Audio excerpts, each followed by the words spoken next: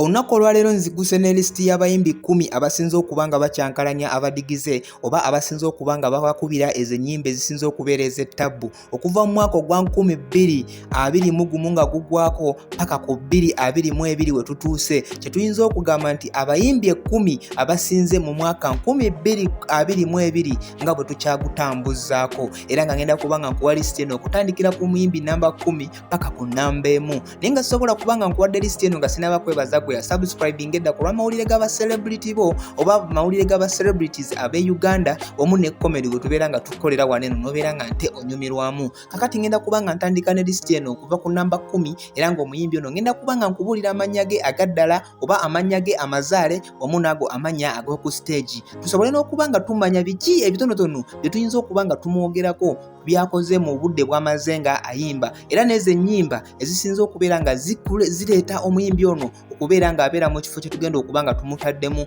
olunaku olwaleero. So ngenda kuba nga ntandikira wano ku top 10 list y'abayimbi abasinze okuba nga bakikuba mu ggwanga Uganda omwaka 2022. Omuyimbi ali ku namba 10 ye muyimbi ono ayitibwa Liam Voice. Liam Voice abasinga mubadde mumutegeera bulungi naye nga abasinga mwebuuza amannya ge amazaale yaani. Liam Voice amannya ge amazaale ye Zisa Busolowire. Era nga Zisa Busolowire ono omusajja muyimbi nnyo Omuna-Uganda era nga vocalist. Omusajja ono yatandika okubeera nga yeegomba okuyimba oba ekiroto kye eky'okuyimba kyatandika mu mwaka gwali gwa 2015 ng'akyali mu secondary school oba nga akyali mu kusoma. Era nga omwami ono olw'eddoboozi lye eddungi era n'okubeera nga ayimba nnyo ennyimba ez'omukwano, ekintu kino yakitandika nga akyagala paka lw'asobodde okubeera nga nte akiggusa, era nga ali mu kibiina oba kitwandiise record label eyitibwa Mama Baba Entertainment Cloud Africa, eyo nga gyakwasaganyiza omuziki gwe. Ezimu ku nnyimba zaakubye mu bbanga lye yatandikiramu nga ngenda kuba nga nkwako ku nnyimba ezo zayimbye mu mwaka ogwa 2021 ate era n'ennyimba zayimbye mu 2022. Nga mu nnyimba zayimbye mulimu Omwoyo nga luno oluyimba yaluyimba mu mwaka gwali gwa 2021, omuli oluyimba Love Olinoonya, omuli oluyimba Mariamu, omuli n'oluyimba oluyitibwa Olwanye. Ezo zennyimba ezisobodde okuba nga zimuleetera okubeera nga yesi abeera mu kifo ekyo eky'ekkumi. Ate we tuba tweyongeddeyo mu namba 9, mu namba 9 mulimu omukyala ayitibwa Rehma. Omukyalo n'ayitibwa Rema yazaalibwa omwaka gwali gwa 1991 era n'abeera nga nte omwezi ogwa April ennaku z'omwezi 24 ye bambi teyasukkawo. Yagamba nze n'okubeera nga mbeera ku nsi sijja kusigala mu lubuto lwa maama kambeere nga nte nzaalibwa. Era bwe tuba twegendereza bulungi ng'obaze ku myaka gye giri emyaka 31 egy'obukulu. Omukyalo ono amannya ge amazaale oba amannya agaddala ye Rehma Namakula era abasinga mu mutegeera bulungi nnyo wabula omukyalo ono muyimbi, omukyalo ono muwandiisi wa nnyimba era nga omukyalo ono producer. Bw'ombuuza ekika kya music gw'ayimba, ayimba ennyimba omuli eza R&B, Afrobeat era nga kuzimu ku nnyimba ezimufudde okubeera ng'abeera mu namba 9 kwe kuli oluyimba oluyitibwa Ekyama nga luno oluyimba lwa 2021, okuli oluyimba Akafeche 2022 ng'atandika, oluyimba ozimu kuzisembyeyo kwe kuli oluyimba Wandiisa ki, era nga abawagizi ba Rema Namakula ennyimba ezo ndowooza muzitegeera bulungi nnyo. Bwe tuba tweyongeddeyo ku muyimbi namba 8 ye mukulu ayitibwa Dr. Miliquest Jose Chameleone ng'era ono omukulu yazaalibwa ennaku z'omwezi nga 3 omwezi ogwokuna wali mu 1979 era nga woba obazeebazeemu awo emyaka giri 43. Amannya ge agaddala ye Joseph Mayanja era nga ekika kya music gw'ayimba akuba Afrobeat ate era nga omusajja ono okutandika okuyimba yatandikira wali mu ggwanga erya Kenya era nga y'omu ku bayimbi be tulina wano mu ggwanga Uganda asobola okuyimba mu Luganda, Oluzungu, Oluswahili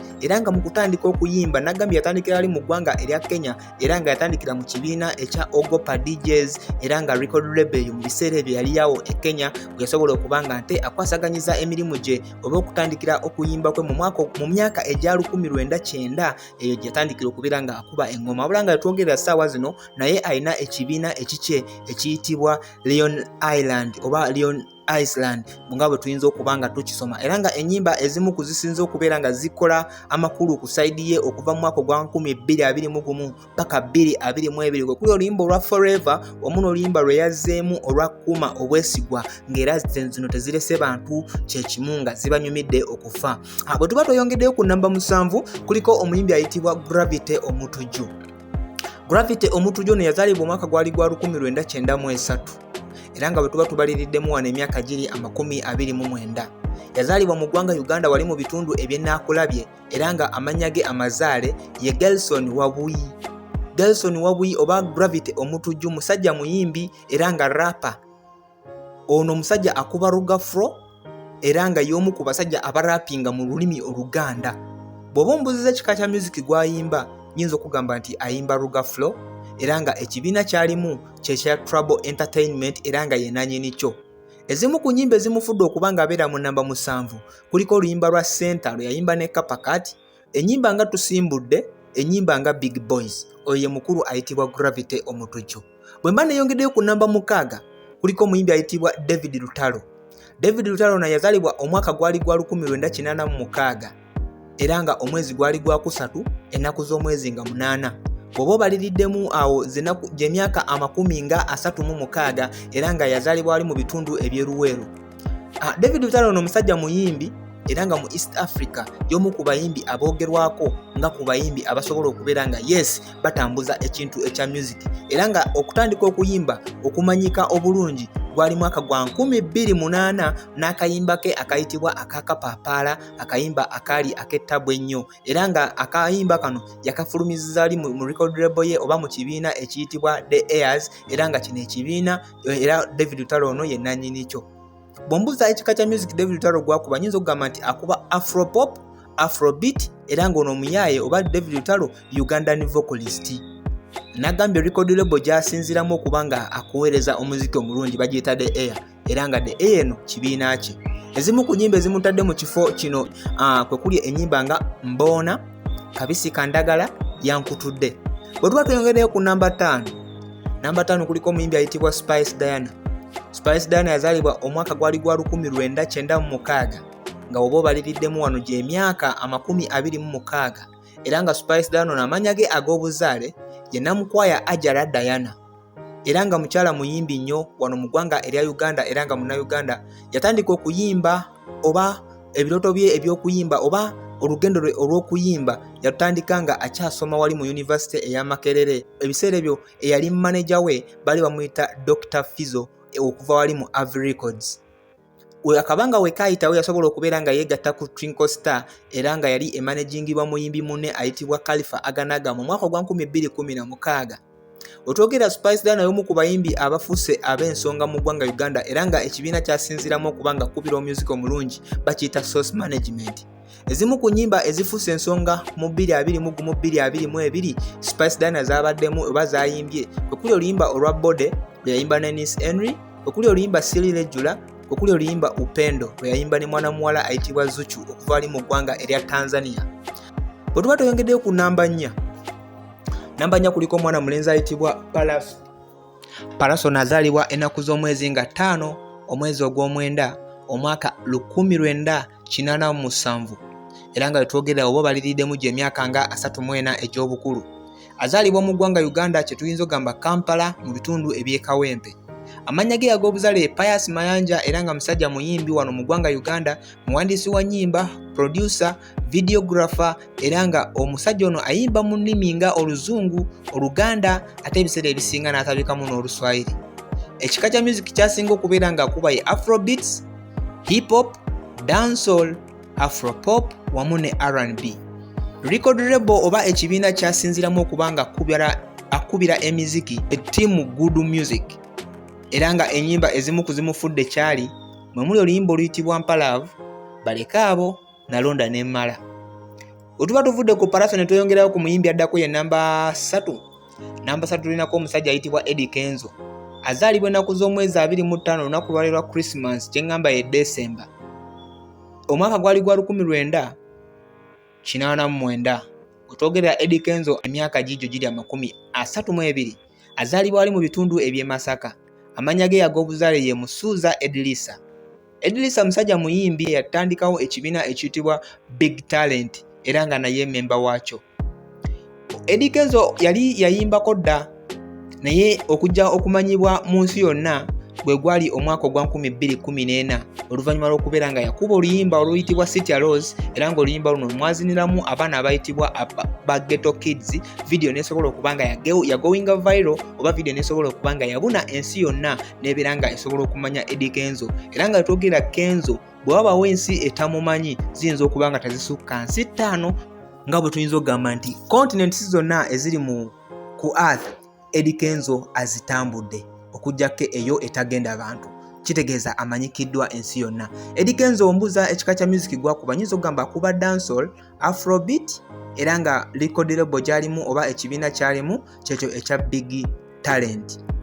Ezimu ku nnyimba ezimufudde ensonga mu guno omwaka 2021-2022 kwe kuli oluyimba oluyitibwa Weekend, Enjoyment wamu n'Essango. Bwe tuba tuyongeddeyo ku muyimbi namba 2, ku muyimbi namba 2 tulinako mwana muwala ayitibwa Sheebah Karungi. Sheebah Karungi azaalibwa omwezi gwali gwa November ng'ennaku z'omwezi 11 omwaka gwa 1989. Bw'oba baliriddemu gye emyaka 32. Azaalibwa ali mu bitundu by'e Kawempe mu kibuga Kampala. Sheebah Karungi ono mukyala muzinyi era nga muzannyi wa firimu mwawala ba firimu eyitibwa Queen of Katwe. Sheebah yoyo omukyala gwe baali bayita Shakira.